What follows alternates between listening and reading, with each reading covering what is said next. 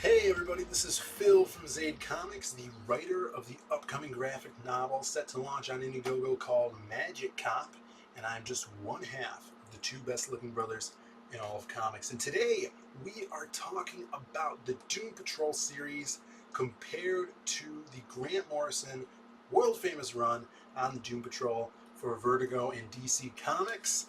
This is in the comics, it's issue 31, the Decreator story arc. And they did this story arc in the series that's on DC Universe right now. So if you guys haven't watched the show, watch it. It's killer. I loved the Titans for DC Universe, and now Doom Patrol is kicking ass. And then we're revving up to watch Swamp Thing, which I'm a huge Swamp Thing fan, and it looks so good. But before Doom Patrol launched, I knew about the characters and their history, their backstory, and I love Grant Morrison, but I never got a chance to read the Grant Morrison run on it. So before the show came out, I picked up this book, which is the volume 1 of the Grant Morrison story, his issues of Doom Patrol. He introduced a bunch of new characters. Just his zany writing really took the world's strangest heroes to a whole nother level. So the Decreator story arc in the show does have some differences and has a lot of similarities, and I want to go over that. So as we get into the issue 31, we are right off the bat introduced to a new character that Grant Morrison came up with. His name's Willoughby Kipling. And when I was reading this first issue, I thought he was just like a stand-in for Constantine, because John Constantine is very similar to this character. They're both British. They're both occult sorcerers, it seems like, and both have that devil-may-care attitude. Um, and I don't know if he just wanted to make a new character, but he's in here, and he's definitely in the episode on the series too. So we early off in the issue, we get introduced to this horse head that they refer to as Baphomet, and being warned of what's coming to Willoughby. And I think they knocked it out of the park in the show, because it's in the book. It's pretty gruesome. You have this railroad spike or big nail driven through this horse head, this real horse head poking out of this door. But in the show, they kind of make it more fantastical. The horse is dancing around and singing. It's like glowing purple, as you can see, and the voice of the horse is really cool. And I love how it has this weird relationship with Willoughby, and very sassy voice. I really dug that. The horse comes back, a couple more times to talk, but here in the comic, I want to highlight the differences between the book or I should say, there's this character who's referred to as the book, who has this book of prophecy written on him. It's all like etched into his body, and that's the difference here between the comic and the show. They actually make this character more heart-wrenching, showing him as a kid straight off the start of the episode, being raised by his parents, and you quickly see that these parents are part of this cult, that they're bringing forth this prophecy through their child. And the father wants to get the kid away from this scene, and the mother actually kills the father. So it's pretty intense stuff. And then we see him grow into a young adult, trying to get away from all of this this cultish action that is being forced upon him, as being part of this prophecy.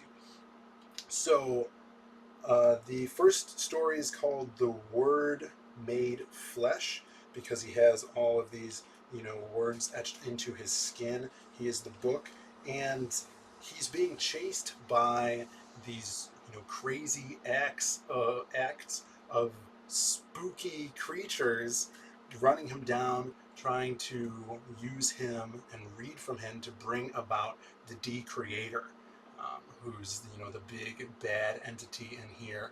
When the cult raises the Decreator, then it starts wiping the universe of things, and things get snapped out of existence. A flash.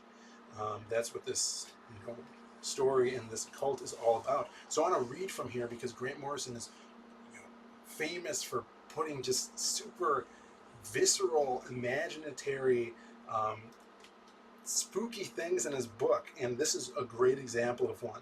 As you see, this kite is flying down the hallway. On the previous page, um, it says, and then there are the mystery kites.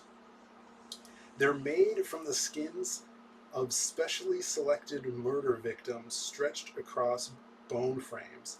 The souls of the victims imprisoned by the occult geometry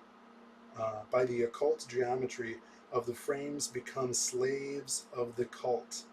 It's revolting, but it's true. Just weird, nonsensical things like that he just whips up. And I don't know how long it took him just to, maybe he has a list of these crazy, you know, occult monsters to hunt this character down. But the writing in this is just so out of this world. You have to read it. It's super, super cool. And another difference between the series and the book is Robot Man. In the previous arc, he just came out of the underground in Crazy Jane's mind, so they had to give him a new body. So he's not in his gold regular robot suit. He's actually in a black suit that was made for him by the big android maker for DC. I think he's the guy that worked on the Metal Men. I could be wrong there, but he's in this really cool black suit. And another reason why this is one of my favorite arcs is the covers done for this issue. These issues are by Simon Bisley. So you see, you know, he's using the black suit of Robot Man on these covers. And Simon Bisley, of course, being the co-creator of the new look, the biker badass look of Lobo in the 90s. So he's one of my favorite comic artists, cover artists. And I actually got to meet him a few years ago, and he's such a cool guy. If you ever get a chance to talk with him, he is a real chill guy. So yeah, he's got his new suit, and he actually, the team meets with Willoughby and finds the book, and this happens at the end of the first issue here. Now, of course, again, the team is different. You know, we have Negative Man, who is Rebus, being in the comic, Rebus being Larry Trainor and another woman, female doctor. So they're kind of like this man-woman amalgam who doesn't want to be called Negative Man anymore, but still has the Negative Man abilities. We have Robot Man and Crazy Jane. There's no Elastigirl in the Grant Morrison series from what I've read so far. And Cyborg has not been in the Grant Morrison comics either. So you don't really get that good build-up of a relationship between Elastigirl and the book on the show, because, you know, he just feels like if he would die, it would be a lot easier, so that no one would summon the Decreator, and he doesn't think he has anything to live for. Elastigirl really feels heartbroken about that, and she wants to cheer him up. In this episode, this is actually the first time we see Elastigirl use her abilities in a controlled state also, where she pins Willoughby to the wall with her stretchy arm.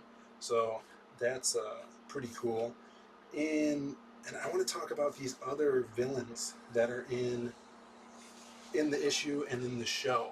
You know, in the issue we have the Sisters of the Razor that Crazy Jane faces off with when she goes into black Anise mode, you know, with her big claws, and goes berserker on these nuns. And then in the show, I'm not sure if they're in this issue, but it's totally characters written out of Grant Morrison's mind. They are these men made of paper. They said, I think they were letters that never got to their destination, like lost letters. Totally wacky, nonsensical creatures that are hunting the book to bring about the Decreator. And you get that sick scene of Cyborg blasting away these paper men and them just exploding into shredded pieces of paper. I love that. And then we also have, since the Chief is around in the comic, you have his his guy that helps him out, Josh, who used to be on the team of Doom Patrol. He is actually the one that frees Robot Man from the glass snow globe. So Robot Man alone goes into the kingdom like he does in the comic, but without Crazy Jane. And he confronts the giant puppets that were done very well in the show to be the book's parents, right? So we have the father who has his neck split, his throat sliced, and the mother who is who's kind of the leader of this world, this otherworldly place that that they have the book locked up in. But in the book, they're both there and they're both talking. And to even have hand puppets, even though they're giant marionettes.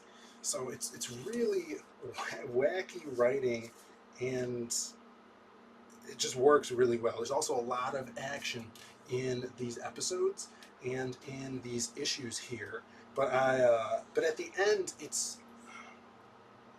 they really twisted it around for the series, which I thought they did a great job with it, having that overarching story with Mr. Nobody stealing, kidnapping the Chief, and the Chief not being around. So the Chief kind of has to urge Mr. Nobody to step in here to try to help them with the Decreator. So he goes back in time because Mr. Nobody can do anything, breaks the fourth wall constantly, and he contacts Crazy Jane when she's in a mental hospital and encourages her, tells her about this prophecy, what's going to happen, and she needs to build up a second cult that would be ready for when the Decreator is summoned, to summon a Recreator to when he starts vanishing everything in the world, then the Recreator brings everything back and thus evens out the Decreator and Recreator.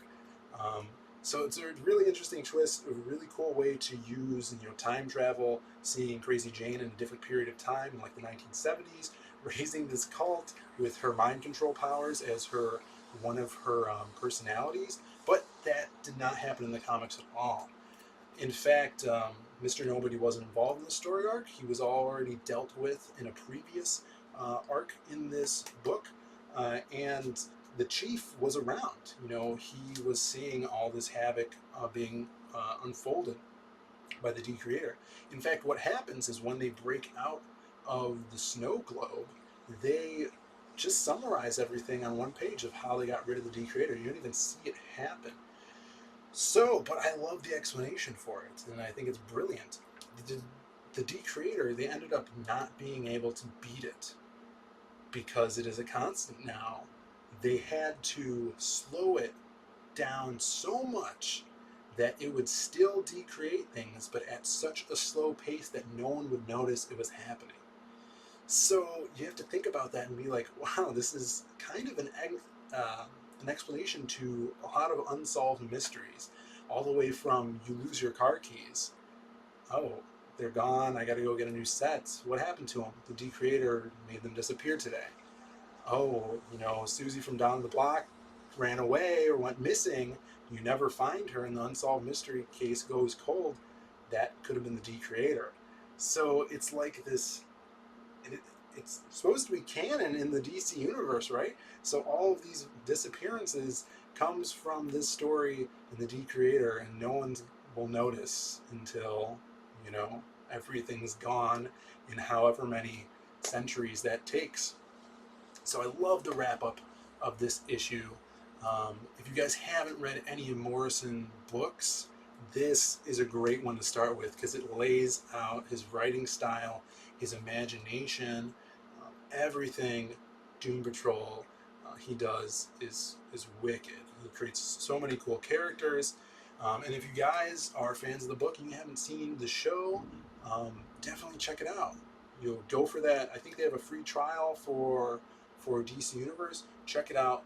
Watch some of the episodes. They are really good. I'm enjoying them a lot. Um, and yeah, if I want to do this more, I'm going to do some other episodes, comparing and contrasting with the issues. If you guys dug the video, leave a comment below. Let me know, who your favorite character in the show is or the book, or any other comments you guys want to share with us. Give us a like. That really helps out. And if you guys aren't subscribed already, hit that subscription button and the notification button so you know when we're putting up new videos. We're trying to build a community to get some of our opinions out there, share some awesome content with you guys, to pick up some new comic books you may have not been looking into. And we're also creating our own comics. My brother Brandon is the artist and I am the writer of Magic Cop. You guys can go check that out, get a free comic on zaidcomics.com. The link is in the description below. Go over there, sign up for our mailing list, and you get a 12-page free short story about the characters of Magic Cop. It's like a 1980s crime fantasy book that we're putting out this August. It's going to be, I think, 88 or more pages. Done with the script now. We're just starting on the art of awesome, 80s magic action. So definitely check that out. And thank you all for watching. I'll see you